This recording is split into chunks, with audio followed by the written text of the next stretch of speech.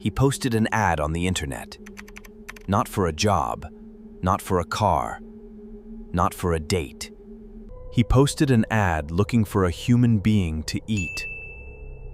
And someone said yes. This is the story of Armin.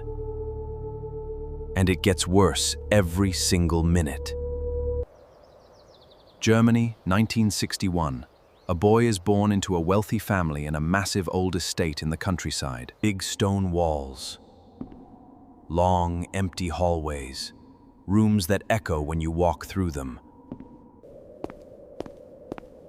When Armin is 8 years old, his father leaves. Not just the family. He empties the bank accounts first. Then he leaves. What remains is Armin, his mother Waltraud, and a house that is suddenly far too large and far too quiet. Waltraud does not handle it well. She becomes controlling, obsessive.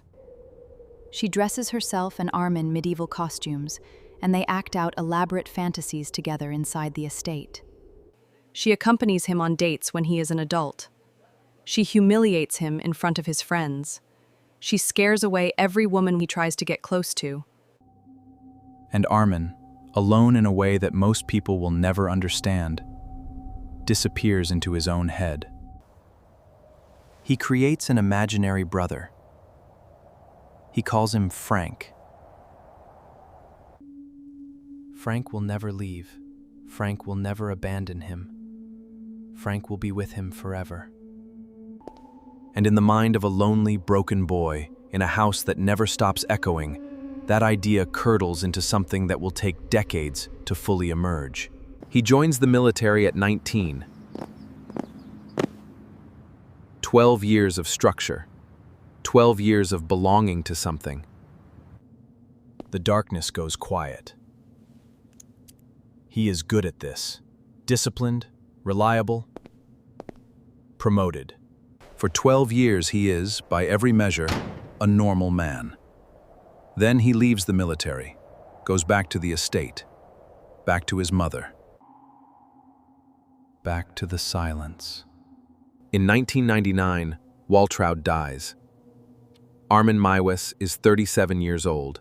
He is completely alone. The house is completely silent. And for the first time in his life, there is nothing between him and the thing that has been growing in the dark for 30 years. He finds the internet, and on the internet, he finds people who understand. In 2000, Armin posts an advertisement.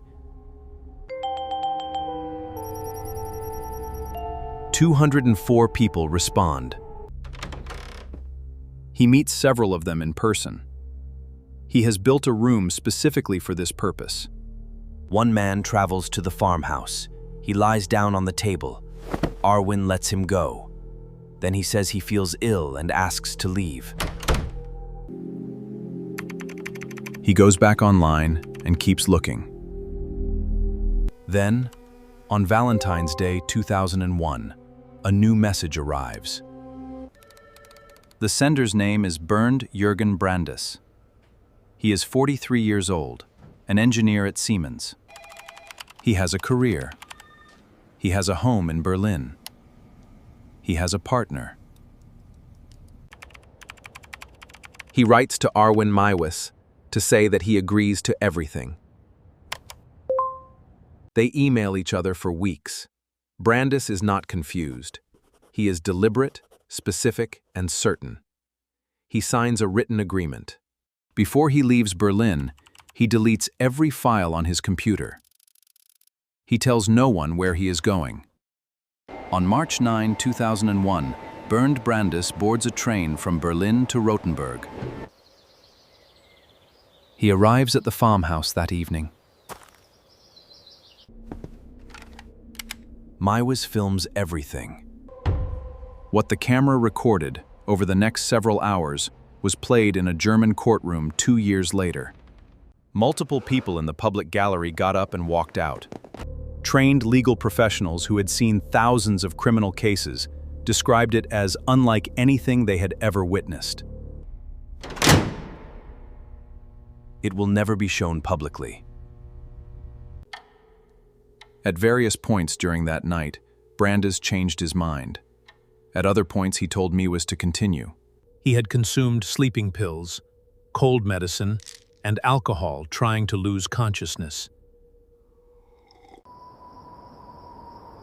2001, Brandes was deceased. Armin used the room he had built. He stored what remained in a freezer.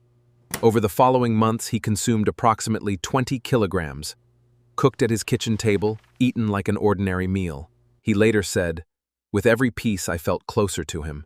I finally had someone who would never leave." Then he went back online. He kept looking for the next one. For 20 months after Brandes' death, 20 months, nothing happened. Armin ate dinner every night, and nobody came. Until a 23-year-old student in Austria went looking in the wrong corner of the internet, Meiwes' advertisement. He contacted him directly and asked, "Have you actually killed someone?" Meiwes replied immediately, "Yes." The student closed his laptop and sat with that answer for 3 months.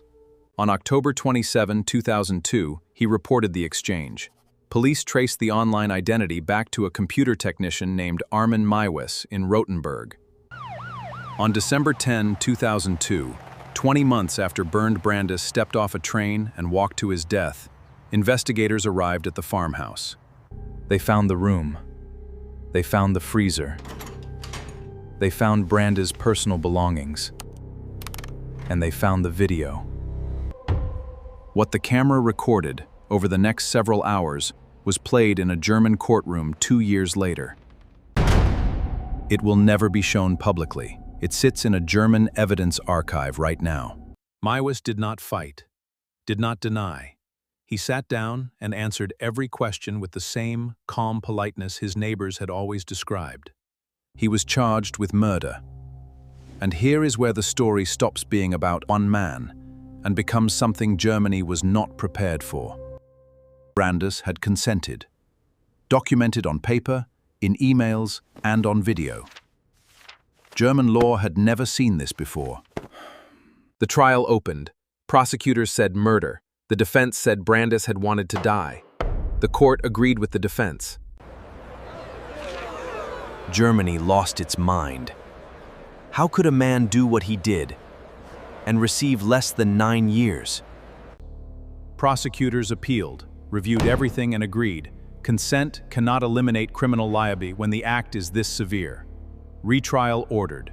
In 2006, Armin stood before the court again. Same calm, same detailed confession. I wanted to consume him. I didn't want to end him. The court spent months deliberating. May 9, 2006, murder, life in prison. He appealed 6 more times. Every appeal failed. Germany's highest court confirmed the conviction in 2015. He will never be eligible for release. He is in prison right now, 63 years old. He became a vegetarian. He gives interviews, joins theater groups, described by prison staff as cooperative, calm, and polite.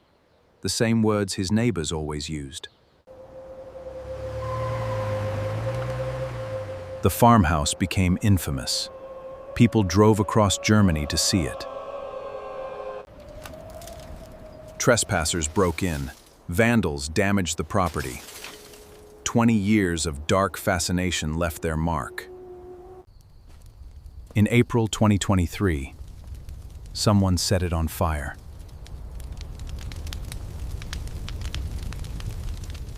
It burned to the ground.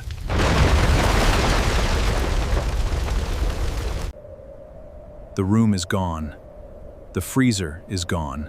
The house is gone. But the video is not. It sits in a German evidence archive right now. A complete recording of everything that happened between 2 men, who both, in their own way, got exactly what they wanted. It is the most disturbing document of a crime ever voluntarily created. And the man who filmed it is still alive, eating vegetarian food in a German prison. Waiting.